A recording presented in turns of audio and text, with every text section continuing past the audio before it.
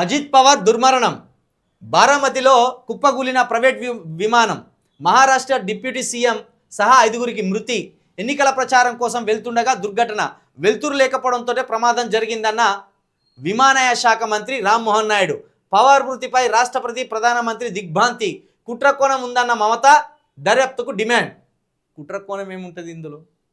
గతంలో కూడా ఇట్లనే మన సినీ నటి సౌందర్య గారు బీజేపీ ప్రచారానికి వెళ్తున్న క్రమంలో తాను కూడా గిట్లనే మృతి చెందింది పాపం.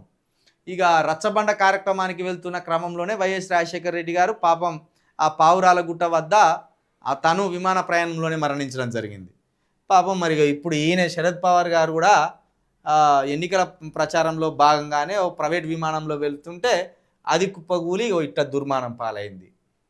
వెలుతురు లేకపోవడంతో ఇలాంటి ప్రమాదం జరిగిందని ఇక్కడ విమానయాన శాఖ మంత్రి రామ్మోహన్ నాయుడు గారు చెప్తున్నారు.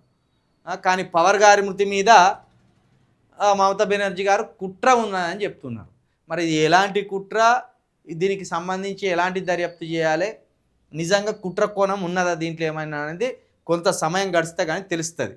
మొత్తానికైతే పాపం మరొక్కరు ఈ విమాన ప్రయాణంలో మరణించిన కదా నేతలు.